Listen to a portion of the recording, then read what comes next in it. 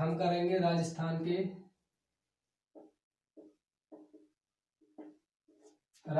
के इतिहास के बारे में दोस्तों बात। और दोस्तों इतिहास में हम सबसे पहले लेंगे राजवंश। राजवंश के बात करेंगे दोस्तों 1857 की क्रांति, और क्रांति के बाद में दोस्तों बात करेंगे एकीकरण। इसके बाद दोस्तों प्रजामंडल। इन सब की दोस्तों बात करेंगे। तो दोस्तों आज हम बात करेंगे केवल राजवंश की, और दोस्तों कुछ इम्पोर्टेंट चीज ही बताएंगे, समझाने का इसमें टाइम नहीं है, कुछ फैक्टर्स की बात करेंगे। तो दोस्तों सबसे पहले हम शुरुआत करते हैं मेवाड़ से। तो दोस्तों मेवाड़ रियासत की बात करते हैं।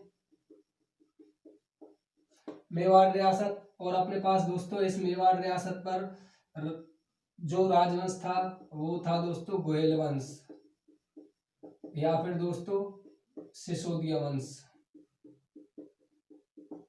इन दोनों वंशों का दोस्तों इस पर शासन रहा था। तो हम दोस्तों इसकी गोयल वंश की शासन की बात करते हैं, और इसके कुछ जो इम्पोर्टेंट शासक हुए हैं उनके बारे में हम आज बात करेंगे। तो दोस्तों सबसे पहले गोहिलादित्य, इसके बाद इनका शासक आता है दोस्तों बप्पा रावल। बप्पा रावल के बाद में आता है दोस्तों अल्लट। अल्लट के बाद बात करेंगे दोस्तों जैत्र सिंह। जैत्र सिंह के बाद बात करेंगे दोस्तों रतन सिंह, रावल रतन सिंह। फिर दोस्तों रतन सिंह के बाद आगे बात करेंगे राणा हम्मीर। राणा हम्मीर के बाद खेता। खेता के बाद लाखा। लाखा के बाद दोस्तों आगे बात करेंगे मोकल। मोकल के बाद दोस्तों बात करेंगे कुंभा। कुंभा के बाद बात करेंगे दोस्तों सांगा की। सांगा के बाद बात करेंगे दोस्तों उदय सिंह। उदय सिंह के बाद प्रताप। प्रताप के बाद दोस्तों अमर सिंह। दोस्तों पहले हम यहीं तक चर्चा करते हैं, फिर आगे की बात देखेंगे। तो दोस्तों सबसे पहले 550 ईस्वी के करीब एक शासक हुआ था गोहिलादित्य, गोयल का वंशज। इसका दूसरा नाम दोस्तों गोयल था। इस कारण इसने सबसे पहले इस वंश की नींव रखी, गोयल वंश की। इसके बाद दोस्तों बात करते हैं इनका सबसे, यानी कि गोयल वंश का वास्तविक संस्थापक। तो वास्तविक संस्थापक दोस्तों बप्पा रावल था। बप्पा रावल इनका वास्तविक संस्थापक था, क्योंकि दोस्तों इसने 734 या 35 ईस्वी में मान मौर्य को हराकर चित्तौड़ के दुर्ग पर अधिकार कर लिया था दोस्तों। ये दोस्तों हारित ऋषि की गाय चराता था, और एकलिंग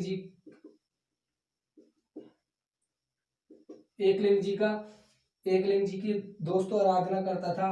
तो ये अपने आप को एकलिंग जी का दीवान भी कहते हैं दोस्तों। तो दोस्तों ये मेवाड़ के गोयलों की बात करते हैं। तो सबसे इंपॉर्टेंट शासक इनका बप्पा रावल, इनका वास्तविक संस्थापक है। इसका कई बार नाम दोस्तों काल भोज या मिलता है, या बप्पा रावल मिलता है। तो दोस्तों ये मिलता है काल भोज या बप्पा रावल। हरित ऋषि की गाय चराता था। इसके आशीर्वाद से दोस्तों इसने चित्तौड़गढ़ दुर्ग पर अधिकार कर लिया, और ये एकलिंग देव जी के दीवान के रूप में अपना शासन चलाता था दोस्तों। इसके बाद दोस्तों बप्पा रावल ने राजधानी बनाई थी अपनी नागदा। नागदा के बाद इसके बाद दोस्तों अगला शासक आता है अल्लट। अल्लट की केवल दो ही इंपॉर्टेंट बात है। एक तो इसने दोस्तों राजधानी को बनाया था आहड़, और दोस्तों इसकी दूसरी बात आती है नौकरशाही।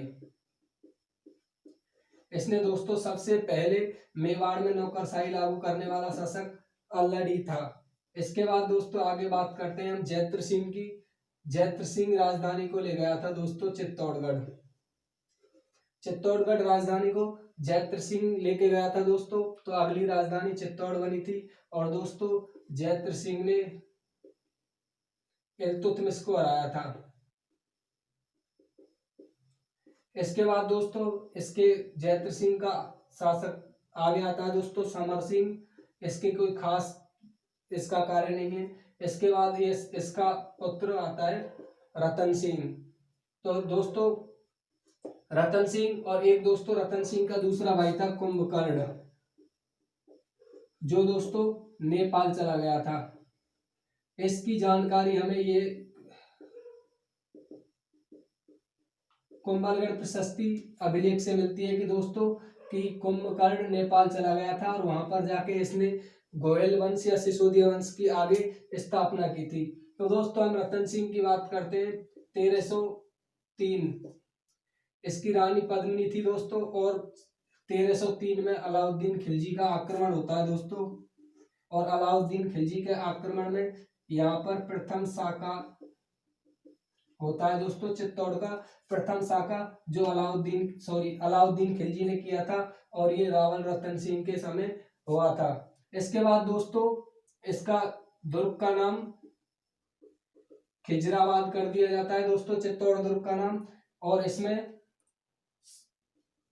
1600 रानियों के साथ रानी पद्मिनी जौहर कर लेती है दोस्तों। तो दोस्तों इस तरह से हम यहाँ रतन सिंह तक बात की है। आगे की बात करते हैं दोस्तों। इसके बाद पूर्णतः यहाँ से गोयल वंश समाप्त हो जाता है, रावल शाखा का दोस्तों अंत हो जाता है।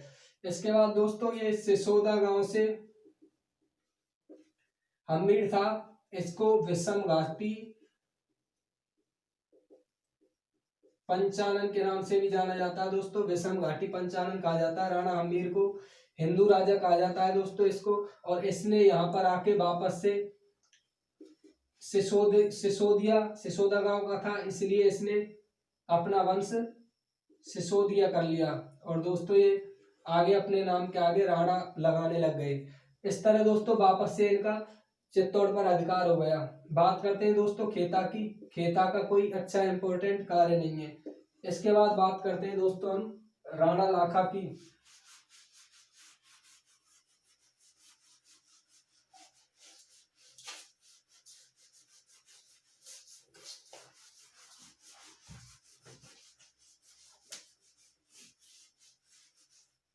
अब बात करेंगे दोस्तों लाखा के बाद बात करेंगे दोस्तों इंपोर्टेंट शासकों में कुंभा के बाद आता है दोस्तों सांगा के बाद आता है उदय सिंह, और इसके बाद प्रताप के बाद अमर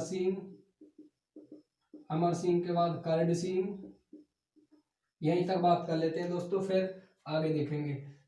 लाखा दोस्तों इसके टाइम की 2-3 इंपॉर्टेंट घटनाएं, जैसे राणा लाखा के समय पर जावर में चांदी की खान निकली थी। इसके बाद दोस्तों एक पिछौला झील का निर्माण दोस्तों उदयपुर में बनवा गया था कोई पीछू नाम का बंजारा। इसके बाद दोस्तों एक इसने हंसाबाई से विवाह किया था, और हंसाबाई थी दोस्तों मेवाड़ के चुंडा की पुत्री। और इसी से दोस्तों इसका पुत्र चुंडा ने एक प्रतिज्ञा ली, तो इस कारण से कुंवर चुंडा को दोस्तों भीष्म कहा जाता है। मेवाड़ का दोस्तों भीष्म कुंवर चुंडा को कहा जाता है। इसके बाद इसने हंसाबाई से शादी कर ली और चुंडा की देखरेख में आगे शासन चलने लगा दोस्तों। इसके बाद इसका पुत्र मोकल का गद्दी पर बैठता है दोस्तों। मोकल का कोई इंपॉर्टेंट कार्य नहीं है, इसने केवल चाचा और मीरा दोनों ने इसकी हत्या कर दी थी दोस्तों। फिर आगे बात करते हैं दोस्तों कुंभा की। इंपॉर्टेंट शासक है कुंभा बहुत ज्यादा दोस्तों। कुंभा की बात करते हैं दोस्तों, कुंभा के बहुत सारे नाम आते हैं, जैसे अभिनव, भट्टाचार्य, हालगुरु, छापगुरु, शैलगुरु, और भी सारे दोस्तों हिंदू सुरताड़, और भी दोस्तों इसके कई सारे नाम आते हैं। ये कुंभा के ही सारे उपनाम हैं। कुंभा को इन सभी नामों से जाना जाता था दोस्तों। इसके बाद कुंभा दोस्तों एक विद्वान था, तो ये संगीत राज भी के नाम से भी इसको जाना जाता है। इसने दोस्तों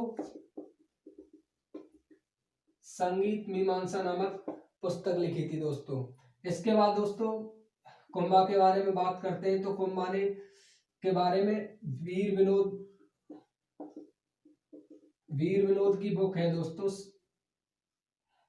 सॉरी श्यामल दास की बुक वीर विनोद में बताया है दोस्तों कि कुंभा ने मेवाड़ में 32 दुर्गों का निर्माण करवाया था दोस्तों। उसमें से कुछ इंपॉर्टेंट दुर्ग है दोस्तों, जैसे अचलगढ़, कुंभलगढ़, वसंतगढ़, या फिर दोस्तों बसंती भी कहते हैं। ये कई बार आ चुका है दोस्तों कि बसंती का किला कहाँ पर है, तो ये दोस्तों सिरोही में है। अचलगढ़ भी सिरोही में है। कुंभलगढ़ दोस्तों राजसमंद में है। इसके बाद भौमट, मचान आदि दुर्गों का दोस्तों इसने निर्माण करवाया था। इसके अलावा दोस्तों इसने कई सारे युद्ध किए थे, जैसे सारंगधर का युद्ध 1437 में किया था दोस्तों। इसके और दोस्तों इसने मालवा विजय के उपलक्ष्य में या फिर बहादुर शाह को इसने पराजित किया था दोस्तों। इस उपलक्ष्य में इसने एक विजय स्तंभ बनवाया, जो दोस्तों 127 या 122 मीटर ऊंचा है, 9 मंजिल का है दोस्तों। बात करते हैं तो दोस्तों इसमें तीसरी मंजिल पर अल्लाह शब्द लिखा हुआ है अरबी भाषा में। हिंदुओं का दोस्तों मूर्तियों का अजायब घर कहा जाता है इसको, क्योंकि इसकी प्रत्येक मंजिल पर बहुत सारे हिंदू देवताओं की मूर्ति लगी हुई है। इसी के टाइम पे दोस्तों यही पास में ही कीर्ति स्तंभ भी बना हुआ है दोस्तों। कीर्ति स्तंभ इसको मंडन के निर्देशन में बनाया था दोस्तों, और ये कीर्ति स्तंभ दोस्तों जैन व्यापारी जीजा ने बनाया था। आदिनाथ को समर्पित है दोस्तों, 7 मंजिल का है। फिर बात करते हैं दोस्तों आगे हम इसकी बात कुंभा के बारे में। तो एक दोस्तों इसके टाइम पे चांपानेर की संधि ये फेमस है, और दूसरी दोस्तों आवल बावल की संधि ये भी फेमस है दोस्तों। ये चांपानेर की संधि दोस्तों कुंभा को हराने के लिए मालवा के शासक ने और इधर गुजरात के शासक ने, दोनों ने दोस्तों इनको मिलकर कुंभा को हराने की योजना बनाई। वो संधि चांपानेर संधि कहलाती है। आवल बावल की संधि दोस्तों 1453 में हुई थी। ये बीकानेर के रावजोधा और मेवाड़ के जोधपुर के रावजोधा और मेवाड़ के कुंभा के मध्य में हुई थी दोस्तों। इसके बाद दोस्तों कुंभा के बारे में बात करते हैं, तो इसका एक वास्तुकार था मंडन, इसके निर्देशन में जो ये अभी किला बनाया था, ये विजय स्तंभ बना था दोस्तों। मंडन इसने कई बुक लिखी थी, और दोस्तों एक जैता, पूमा, पूंजा ये भी दोस्तों इसके वास्तुकार ही थे। मंडन की छतरी दोस्तों उज्जैन में क्षिप्रा नदी के किनारे है। इसके पास में दोस्तों दुर्गादास राठौड़ की छतरी भी है दोस्तों। इसको दुर्गादास राठौड़ को दोस्तों ये मारवाड़ का था, मारवाड़ का दुर्गादास राठौड़ इसकी भी छतरी दोस्तों। दोनों की छतरी एमपी में ही है, उज्जैन में क्षिप्रा नदी के तट पर है दोस्तों। आगे दोस्तों बात करते हैं, कुंभा की एक पुत्री थी वागीश्वरी, ये भी दोस्तों संगीत के लिए जानी जाती है दोस्तों। इस तरह कुंभा के इसी के समय पे दोस्तों कुंभलगढ़ प्रशस्ति लिखी गई थी दोस्तों। ये अत्रि और महेश ने लिखी थी। शुरुआत अत्रि ने की थी दोस्तों, इसकी मृत्यु हो गई थी तो महेश ने इसको पूरा किया था दोस्तों। इसके बाद बात करते हैं कुंभा के बारे में। कुंभा ने 32 किलों का निर्माण करवाया। इसको हाल गुरु, अभिनव भट्टाचार्य, हिंदू सुरताड़, छाप गुरु, शैल गुरु कहा जाता था। संगीत राज संगीत मीमांसा पुस्तक लिखी थी दोस्तों इसने। 32 किलो का निर्माण करवाया, जिनमें प्रसिद्ध है फेमस है अचलगढ़ सिरोही, कुंभलगढ़ राजसमंद, वसंतिया वसंतगढ़ सिरोही, गोमट मचान, ये दुर्ग दोस्तों इसने बनवाए थे। कुंभलगढ़ दुर्ग दोस्तों, इस कुंभलगढ़ दुर्ग इसको दोस्तों मेवाड़ की आंख भी कहा जाता है।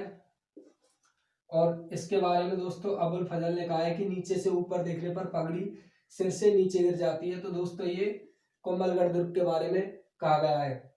आगे दोस्तों हम बात करते हैं कुंभा के बाद सांगा की।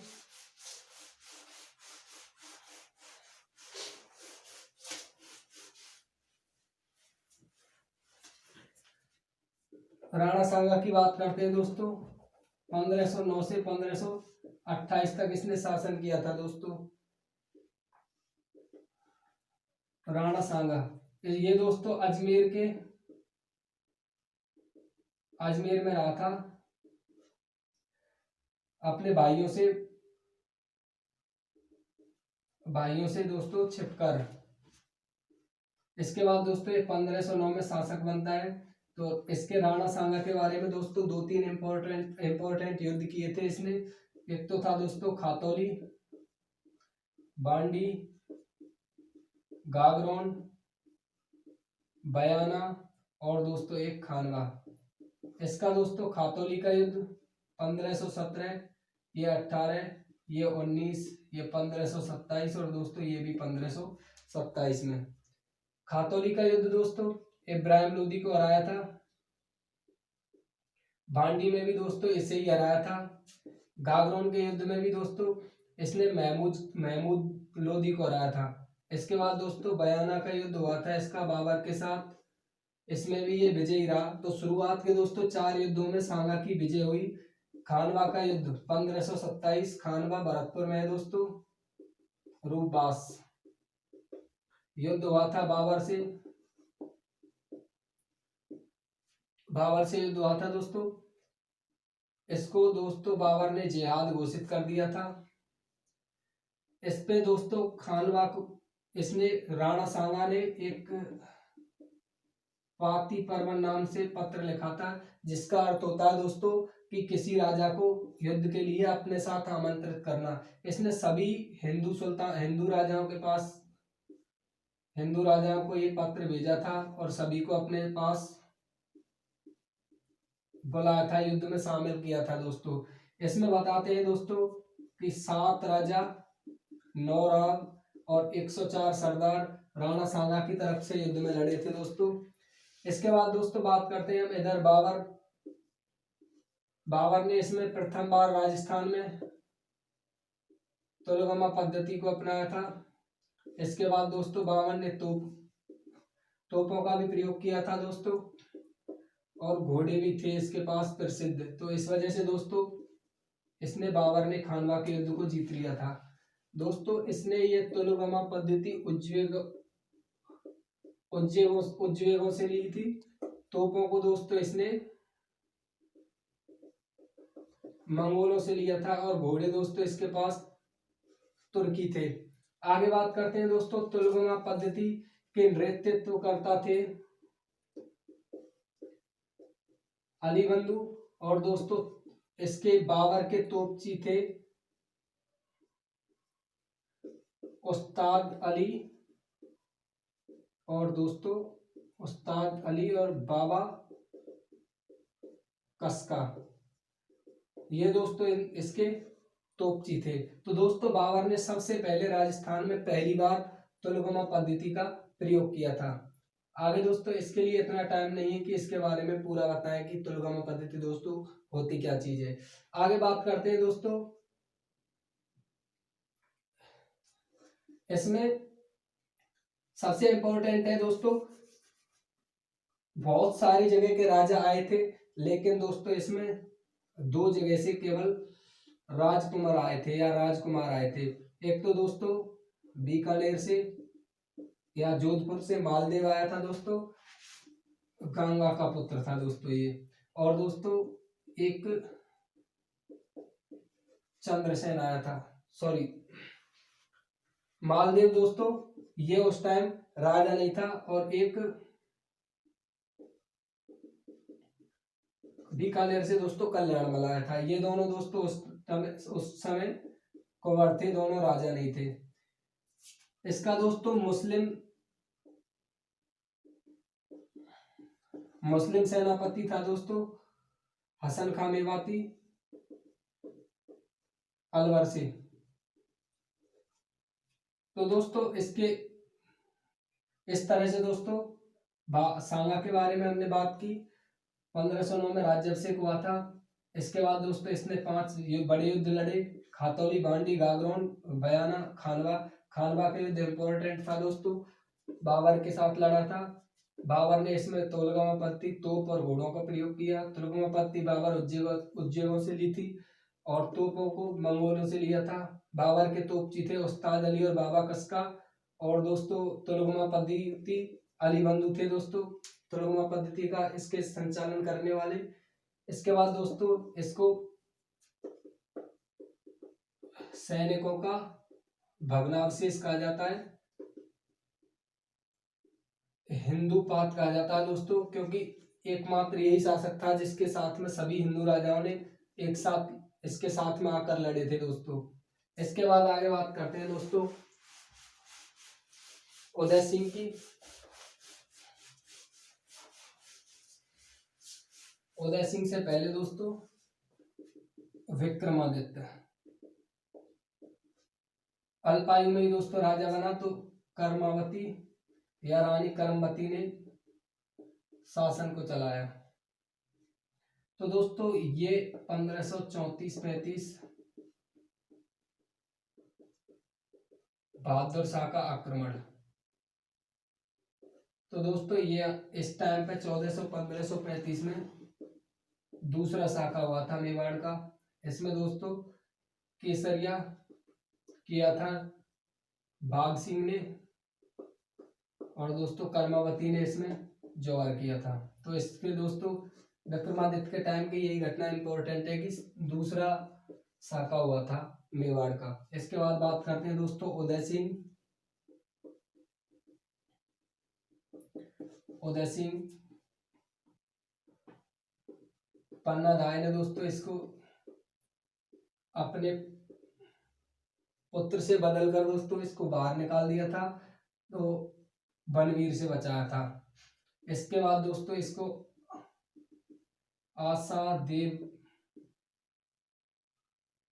आशादेवपुरा ने पाला था दोस्तों। इसको कुंभलगढ़ दुर्ग में रखा गया था।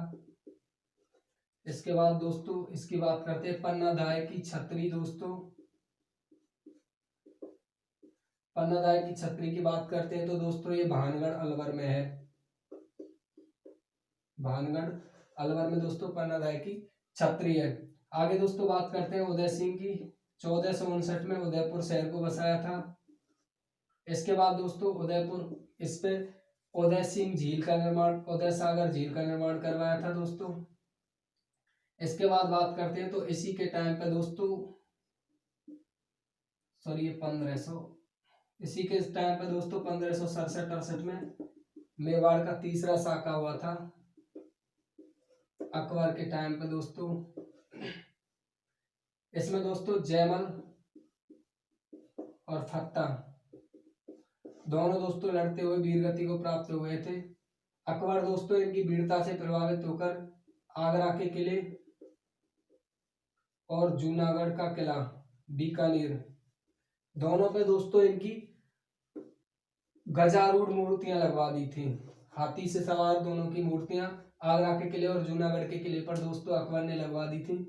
तो दोस्तों ये उदय सिंह की घटना हो गई। इसके बाद दोस्तों बात आती है 9 मई 1540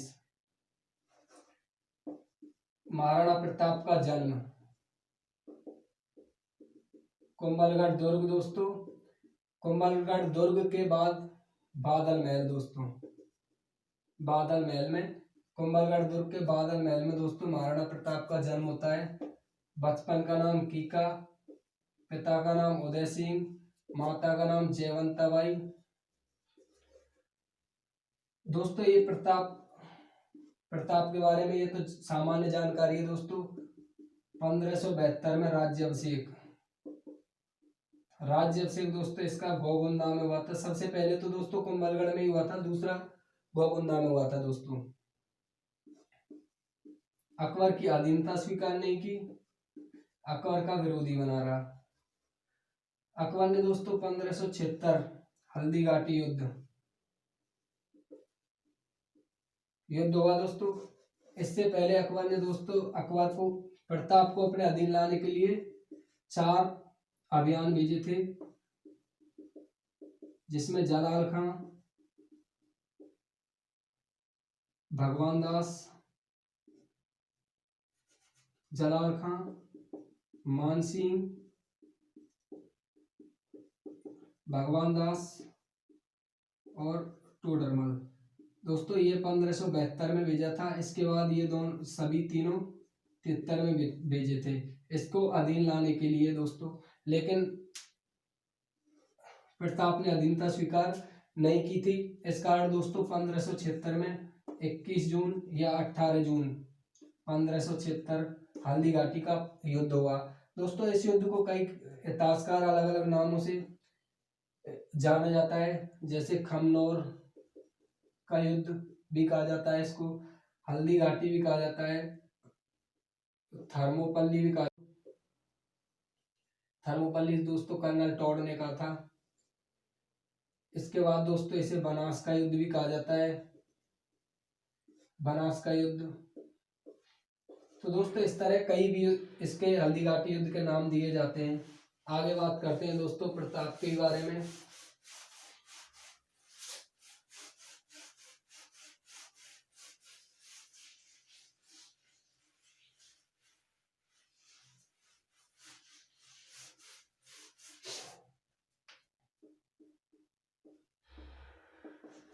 हल्दीघाटी युद्ध की बात कर रहे थे दोस्तों। तो इसके बाद 15 या 18 या 21 जून 1576 में हुआ था। इसमें दोस्तों विजय कंफर्म नहीं हुई थी, पर लेकिन अपनी एनसीईआरटी प्रताप को विजयी बताती है दोस्तों। अकबर की तरफ से इस युद्ध को लड़ने के लिए मानसिंह आया था। इस युद्ध में अकबर के आने की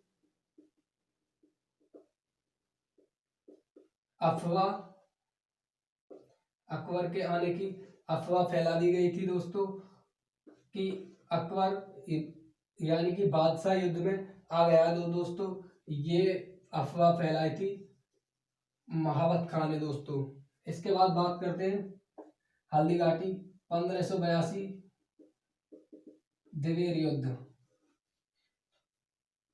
इसमें दोस्तों प्रताप की विजय हुई। प्रताप की दोस्तों विजय हुई। इसे मेवाड़ का मैराथन भी कहा जाता है दोस्तों। इसके बाद दोस्तों 1597 में प्रताप की मृत्यु हो गई।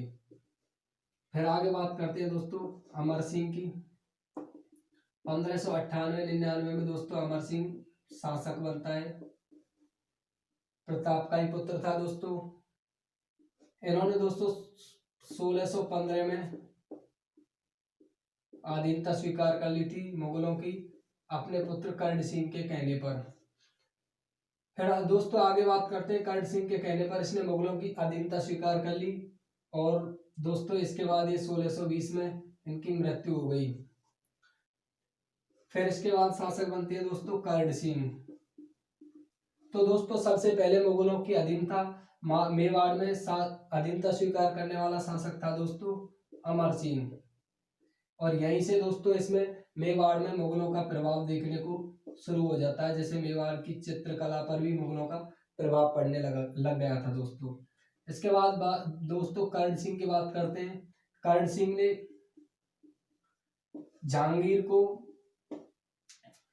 विद्रोह के समय दोस्तों जगमंदिर व जगमहल में शरण दी थी। जगमंदिर व जगमहल में दोस्तों कर्ण सिंह ने जगह दी थी दोस्तों। इसके बाद कुछ इंपॉर्टेंट शासक की बात करेंगे, जैसे जगत सिंह ने दोस्तों जयसमंद झील का निर्माण करवाया था।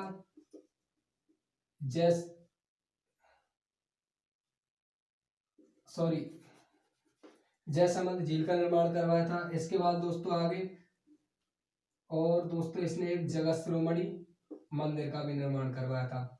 आगे बात करते हैं दोस्तों जगत सिंह के बाद राज सिंह। राजसमंद झील का निर्माण करवाया, राज प्रशस्ति लिखवाई, 25 शिलालेखों में लिखी हुई है दोस्तों। मेवाड़ का इतिहास है दोस्तों इस पर बप्पा से लेकर राज सिंह तक का इतिहास है दोस्तों। इसके बाद बात करते हैं दोस्तों राज सिंह औरंगजेब के समकालीन था। तो दोस्तों इसने चारुमती से विवाह किया था, जो किशनगढ़ की राजकुमारी थी। जजिया कर का विरोध किया था दोस्तों, और इसने दोस्तों चित्तौड़ के किले का पुनर्निर्माण करवाया था। इसके बाद दोस्तों राज सिंह के बाद दोस्तों अगले कुछ शासक आते हैं, उनकी ज्यादा इंपॉर्टेंस नहीं है। एक जैसे भीम सिंह द्वितीय है, इसके टाइम पे कृष्णा कुमारी विवाद हुआ था दोस्तों। जयपुर प्लस जोधपुर की सेनाओं में युद्ध हुआ था, गिंगोली का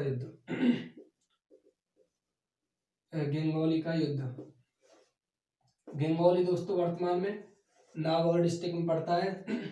भीम सिंह के कृष्णा कुमारी विवाद हुआ था, इसको अमीर खां पिंडारी ने जहर देकर मरवा दिया था दोस्तों। इसके बाद दोस्तों और कुछ इसमें इंपॉर्टेंट शासक तो अब नहीं है, पर दोस्तों हम एक बार इनकी मेवाड़ के बारे में, इसकी राजधानियों की बात और कर लेते हैं दोस्तों कि इनमें कितनी राजधानियां चेंज हुई हैं। कई बार ये क्वेश्चन ही आ जाता है कि निम्नलिखित में से कौन सी राजधानी मेवाड़ की राजधानी नहीं रही है। तो दोस्तों सबसे पहले राजधानी थी इनकी नागदा, जो बनाई थी दोस्तों बप्पा रावल ने। इसके बाद दोस्तों इसकी अगली राजधानी बनती है आड़, जिसको अल्लट ने राजधानी बनाया था। इसके बाद दोस्तों इसकी राजधानी चित्तौड़ बनती है, और चित्तौड़ को जैत्र सिंह ने राजधानी बनाया था।